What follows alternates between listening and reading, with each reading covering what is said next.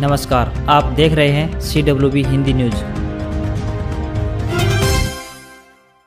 विक्रम संवत 2077 शक संवत 1942 आज आश्विन मास के शुक्ल पक्ष की एकादशी तिथि, तदनुसार रविवार 27 सितंबर 2020। हम अपने दर्शकों का CWB हिंदी न्यूज पर स्वागत करते हैं। आज का विचार, भाग्य उनका साथ देता है जो हर संकट का सामना करके भी अपने लक्ष्य के प्रति दृढ़ रहते हैं।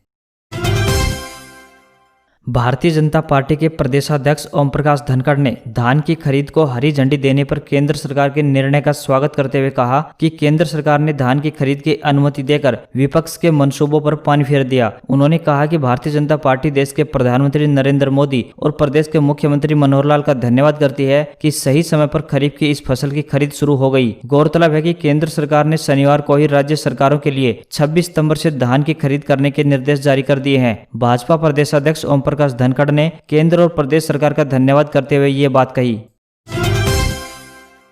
सरकार ने धान की खरीद शुरू करने के निर्देश जारी कर दिए हैं। शनिवार सुबह पत्र के माध्यम से सरकार ने संबंधित विभाग के उच्च अधिकारियों को निर्देश जारी कर दिए हैं कि वे नियमों के तहत धान की खरीद शुरू करवाएं। साथ ही किसानों को ई-गेट पास देने के लिए भी संबंधित अधिकारियों को भी सरकार ने पहले से ही निर्देश जारी किए थे कि ई-गेट पास के दिखाने पर ही किसानों को मंडी में एंट्री मिलेगी। विद्यार्थियों को दाखिला प्रक्रिया में अब NSS के अंकों का नहीं मिलेगा लाभ, ISO ने जताया विरोध। विद्यार्थियों की दाखिला प्रक्रिया में विद्यार्थियों द्वारा प्राप्त अंक के अलावा अतिरिक्त गतिविधियों के अंक भी जोड़े जाते हैं, जिससे विद्यार्थियों को दाखिले की मेरिट में लाभ मिलता है। इस बार दाखिलों के लिए अतिरिक्त अंकों के कॉलम से NSS को हटा दिया गया है।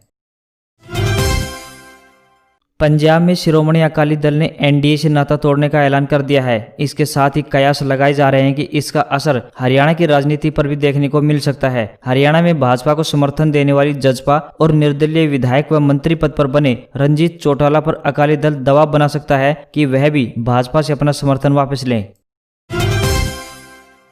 हरियाणा के मुख्यमंत्री मनोहर लाल खट्टर और उप मुख्यमंत्री दुष्यंत चौटाला ने शनिवार को केंद्रीय कपड़ा मंत्री स्मृति ईरानी से मुलाकात की। यह मुलाकात प्रदेश में कपास उत्पादन और खरीद को लेकर हुई। बैठक के बाद मुख्यमंत्री मनोहर लाल खट्टर और उप मुख्यमंत्री दुष्यंत चौटाला ने संयुक्त रूप से जानकारी देते हुए बताया कि इस बार प्रदेश में कपास की खरीद 100% की जा सकती है। इसके लिए उन्होंने केंद्र सरकार से अपील की है, जिस पर केंद्रीय मंत्री स्मृति ईरानी ने सहमति जताई है। दुष्यंत चौटाला ने बताया कि हरियाणा में कपास की खरीद 1 अक्टूबर से शुरू होगी और केंद्र सरकार CCI के सेंटर बढ़ाने पर विचार कर रही है।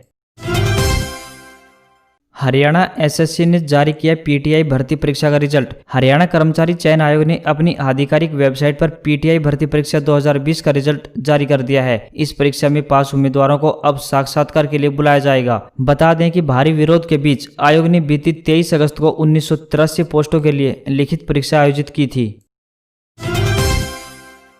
हरियाणा में पायलट प्रोजेक्ट, 4 विश्वविद्यालयों में विद्यार्थी जब मन करेगा तब दे सकेंगे परीक्षा। प्रदेश सरकार द्वारा परीक्षा प्रक्रिया को विद्यार्थी केंद्रित बनाने के लिए एक पायलट प्रोजेक्ट शुरू किया जा रहा है। इसके तहत अब अंतिम वर्ष के विद्यार्थी अपनी मर्जी से जब चाहें तब अपनी बैकलॉग परीक्षा दे सकेंगे। इससे रीअपियर वाले विद्यार्थियों को फायदा होगा और उन्हें सेमेस्टर की परीक्षाओं का इंतजार नहीं करना होगा। वे चाहें तो 1 या 2 महीने में ही तैयारी करके परीक्षा दे सकेंगे। पायलट प्रोजेक्ट में हिसार का गुरु जम्बेश्वर विश्वविद्यालय, भिवानी का चौधरी बंसीलाल विश्वविद्यालय, जिंद का चौधरी रणबीर सिंह विश्वविद्यालय और श्री विश्वकर्मा कौशल विश्वविद्यालय शामिल किया गया है।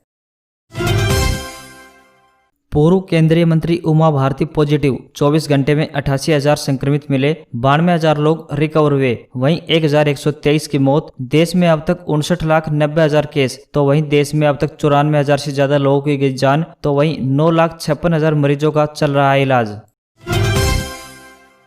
ड्रग्स केस में NCB की पूछताछ। दीपिका पादुकोण ने ड्रग्स चैट की बात कबूली। सारा और श्रद्धा ने ड्रग्स लेने से किया इनकार। तीनों से 5 से 6 घंटे सवाल किए गए। नारकोटिक्स कंट्रोल ब्यूरो ने एक्ट्रेस श्रद्धा कपूर से 6 घंटे और सारा अली खान से 5 घंटे तक पूछताछ की। दीपिका को बताया पूछताछ 3 फेज में होगी, 3 से 4 राउंड हो सकते हैं। उनके 2 मोबाइल का डेटा बैकअप भी लिया गया। प्रधानमंत्री नरेंद्र मोदी ने शनिवार को तीसरी बार संयुक्त राष्ट्र महासभा यानी यूएनजीए की 75वीं बैठक को संबोधित किया। उन्होंने अपनी 22 मिनट की स्पीच में संयुक्त राष्ट्र संघ की अहमियत पर सवाल उठाए, कोविड-19 का जिक्र किया, कहा कि भारत दुनिया को इस महामारी से उबारेगा और वैक्सीन का सबसे बड़ा उत्पादक देश बनेगा। संयुक्त राष्ट्र सुरक्षा परिषद में भारत की स्थायी सदस्यता का भी जिक्र किया, कहा कि भारत कब तक इंतजार करता रहेगा। प्रधानमंत्री ने कहा, जब भारत मजबूत था तो किसी को सताया नहीं, जब मजबूर था तब किसी पर बोझ बना नहीं।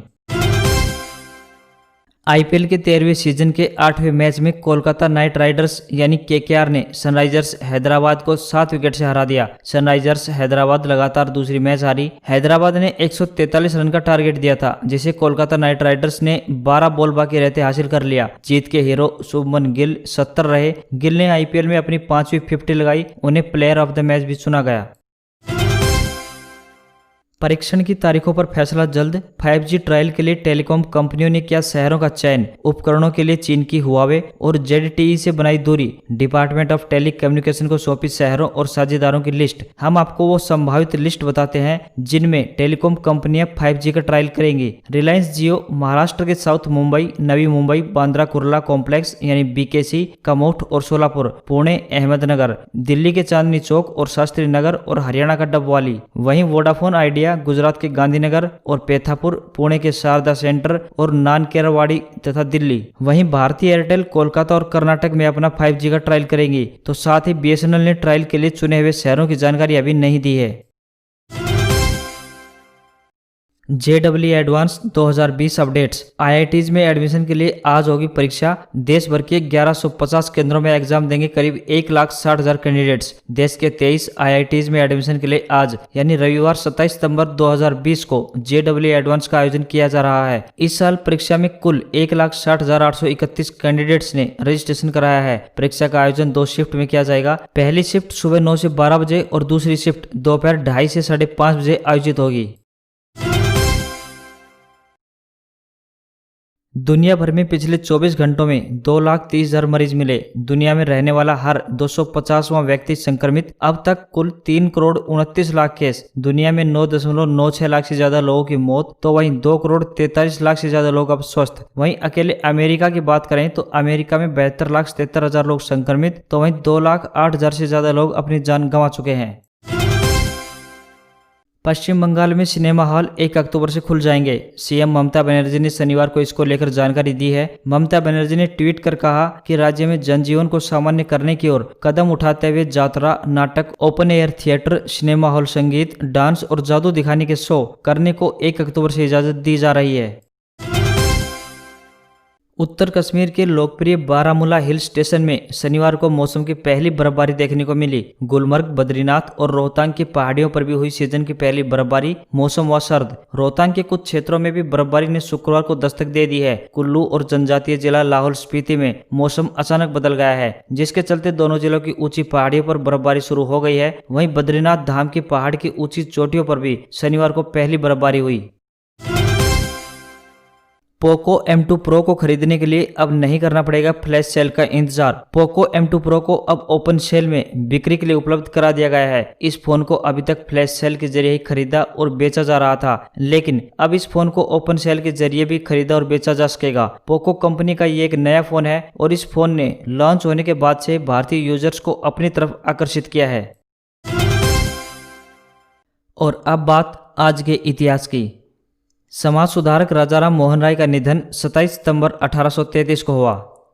महान वैज्ञानिक अल्फ्रेड आइंस्टीन ने आज ही के दिन 1905 में E=mc² का सिद्धांत पेश किया। महान क्रांतिकारी भगत सिंह का जन्म 27 सितंबर 1907 को हुआ।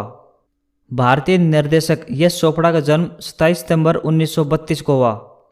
भारतीय क्रिकेट खिलाड़ी लक्ष्मीपति बालाजी का जन्म 27 सितंबर 1981 को हुआ।